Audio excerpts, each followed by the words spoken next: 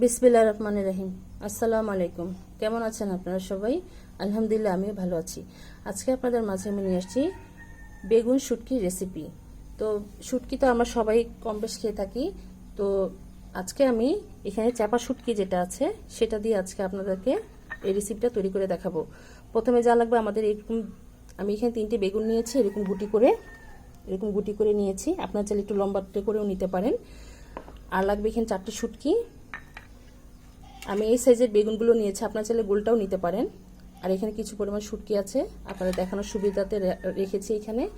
আর লাগবে এখানে পেঁয়াজ কুচি, একটি বড় সাইজের পেঁয়াজ, কাঁচামরিচ একটু এরকম চিড়ে নিয়েছি, আমি এরকম একটু মাঝখান দিয়ে একটু চিড় করে নিয়েছি। আর লাগবে রসুন, কুচি করা রসুন। আর লাগবে হলুদের গুঁড়ো, লাল মরিচের গুঁড়ো এবং পরিমাণ মতন লবণ। তাহলে চলুন আমরা রান্নায় চলে যাই। আমরা চুলোর কাছে চলে আসছি, জালটা জ্বালিয়ে দেব। বিসমিল্লাহির রহমানির রহিম। আমি একটি কড়াই নিয়ে নিয়েছি এখানে। এখন এর মধ্যে আমি পরিমাণ করে তেল দিয়ে দিব। বিসমিল্লাহির রহমানির রহিম।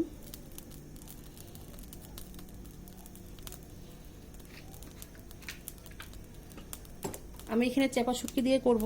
আপনার চাইলে লইট্টা শুটকি বা ছুরি শুটকি, যে কোনো শুটকি দিয়ে আপনারা এই বেগুন ভাজিটা করে নিতে পারেন। তো চাপা শুটকি দিয়ে করলে এটা টেস্টটা ভালো লাগে। এখন প্রথমে আমি পেঁয়াজ কুচি আর রসুন কুচিগুলো একসাথে দিয়ে দিব। বিসমিল্লাহির রহমানির রহিম। দিয়ে দিলাম।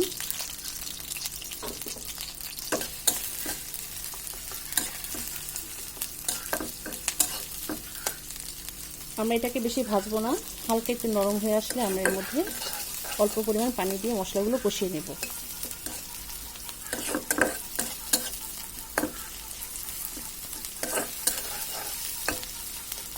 এর মধ্যে আমি পানি দেওয়ার আগে যে শুটকিগুলো ধুয়ে রেখেছি সেটা এর মধ্যে আমি দিয়ে দিব। বিসমিল্লাহির রহমানির রহিম। একটু তেলে এটাকে একটু ভেজে নেব, পেঁয়াজের সাথে, পেঁয়াজ রসুনের সাথে একটু হালকা ভেজে নিতে হবে, তাহলে স্মেলটা আরও ভালো আসে।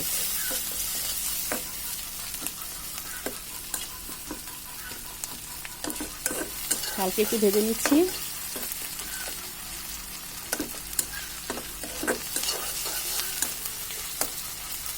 এখন এর মধ্যে আমরা সামান্য পরিমাণ কিছু পানি দিয়ে দিব।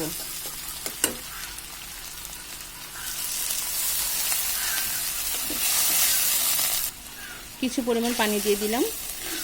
এখন এর মধ্যে আমরা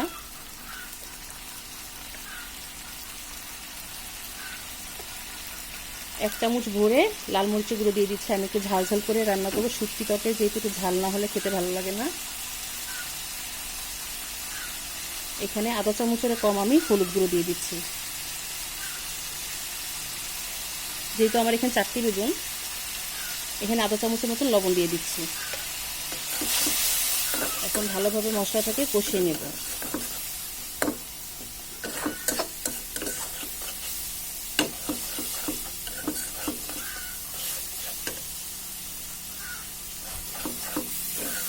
এখন মশলাটা আমাদের কষানো হয়ে গিয়েছে।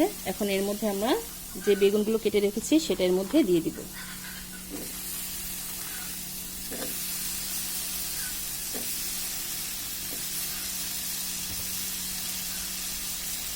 যে কাঁচামরিচগুলো আছে সেটা এর মধ্যে দিয়ে দেবো।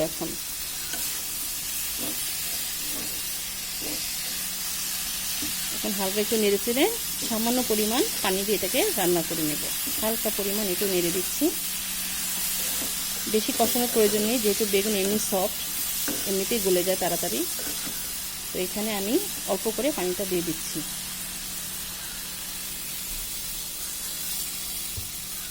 এখানে সামান্য পরিমাণে পানি আমি দিয়ে দিলাম।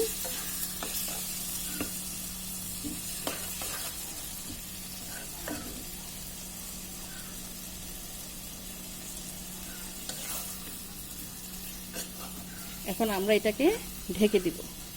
এটাকে ঢেকে আমরা রান্না করে নেব। ঢেকে দিলাম। আমরা কিছুক্ষণ অপেক্ষা করব। আমরা কিছুক্ষণ পর ফিরে আসলাম। দেখি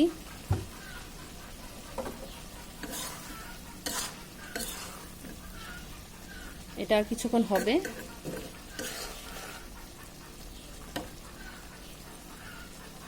এটা সামান্য একটু পানিটা টেনে আসলে তারপরে এটাকে নামিয়ে ফেলবো। আর কিছুক্ষণ আমরা অপেক্ষা করি। আমাদের দেখি বেগুনটা কি অবস্থা। মাশাআল্লাহ করে এই দেখুন আমাদের বেগুনটা প্রায় হয়ে গিয়েছে। আর বেশিক্ষণ চুলায় রাখবো না, যেহেতু বেগুন গলে যাবে। আর বেশিক্ষণ রাখলে এরকম একটু ঝরা ঝরা রাখবো। এরকম ঝরঝরা অবস্থায় রেখে নামিয়ে ফেলবো। এই ঝরঝরা অবস্থায় আপনারা নামানোর চেষ্টা করবেন। এই অবস্থায় খেতে ভীষণ ভালো লাগে। আমাদের শুটকিটা প্রায় হয়ে গিয়েছে। এখন আমরা চুলাটা বন্ধ করে দিব। তাহলে চলুন পরিবেশনে চলে যাই। তৈরি হয়ে গেল আমাদের মজাদার বেগুন শুটকি রেসিপি। মাশাআল্লাহ, আলহামদুলিল্লাহ। দেখুন দেখতে কত ভালো লাগছে। এখানে বেগুন আছে, অনেকগুলো রসুন আছে, আবার শুটকিও আছে। একটু ঝাল ঝাল না হলে শুটকি খেতে একটু ভালো লাগে না। তো আমার রেসিপিটা আপনাদের কাছে কেমন লেগেছে অবশ্যই আমাদেরকে কমেন্ট করে জানাবেন। আমরা প্রায় সময় এটা করে থাকি, যখন কিছু খেতে ইচ্ছে না হয় তখন এই শুটকি রান্নাটা করে ফেলি। পেট ভরে ভাত খাওয়া যায়। তো আপনারা অবশ্যই এই রেসিপিটা ট্রাই করবেন, ইনশাল্লাহ আপনাদেরটাও ভালো হবে। তো আমার জন্য দোয়া করবেন, আমি যেন আপনাদের মাঝে নতুন নতুন রেসিপি নিয়ে আসতে পারি। আর আপনারা যে যেখানে আছেন ভালো থাকেন, সুস্থ থাকেন। আল্লাহ হাফেজ।